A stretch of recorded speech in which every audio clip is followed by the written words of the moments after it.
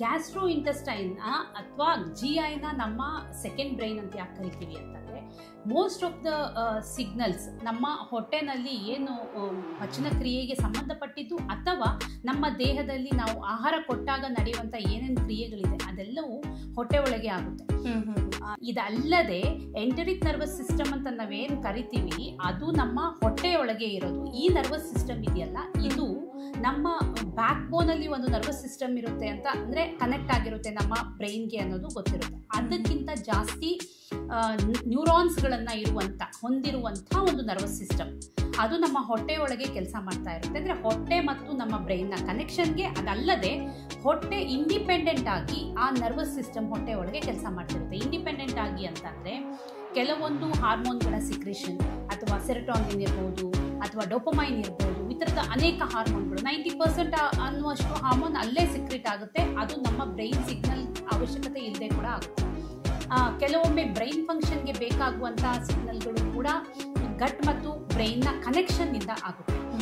ಇನ್ನೊಂದು, ನಮ್ಮ immunity system ಏನಿದೆ ಅದು ಕೂಡ ನಮ್ಮ ಗಟ್ ಮೈಕ್ರೋಬ್ಸ್ ಹೇಗೆ ಕೆಲಸ ಮಾಡುತ್ತೆ ಅನ್ನೋದ್ರ ಮೇಲೆ ನಿಂತಿರುತ್ತೆ. ಈ ಗಟ್ ಮೈಕ್ರೋಬ್ಸ್ ಏನಿದೆ ಇದು ಕೂಡ ನಮ್ಮ ನರ್ವಸ್ ಸಿಸ್ಟಮನ್ನು ಕಂಟ್ರೋಲ್ ಮಾಡುತ್ತೆ.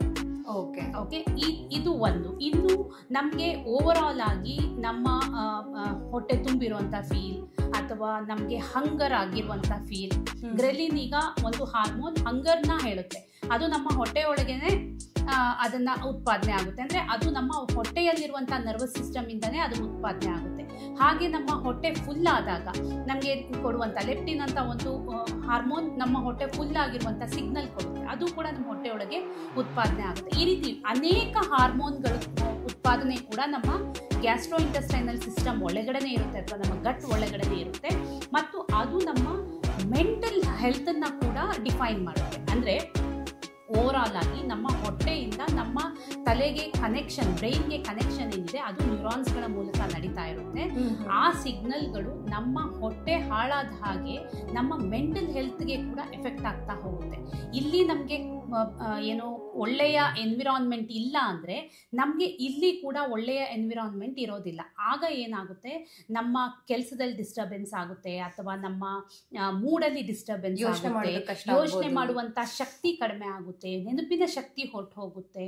ಅದರ ಜೊತೆಗೆ ನಮಗೆ ಮೂಡ್ ಸ್ವಿಂಗ್ಸ್ ಆಗುತ್ತೆ, ಆಂಗ್ಸೈಟಿ ಬರುತ್ತೆ, ಡಿಪ್ರೆಷನ್ ಬರುತ್ತೆ. ಈ ಆಂಗ್ಸೈಟಿ, ಡಿಪ್ರೆಷನ್ ಈ ಥರ ಬೇರೆ ಬೇರೆ ವಿಷಯಗಳೇನಿದೆ ಇವೆಲ್ಲವೂ ನಮ್ಮ ಹೊಟ್ಟೆ ಮತ್ತು ಬ್ರೈನ್ನ ಕನೆಕ್ಷನ್ನಿಂದ ಆಗುವಂಥದ್ದು. ಹಾಗಾಗಿ ಹೊಟ್ಟೆಯನ್ನು ಒಂದು ಸೆಕೆಂಡ್ ಬ್ರೈನ್ ಅಂತಾನೆ ಕರಿತೀವಿ.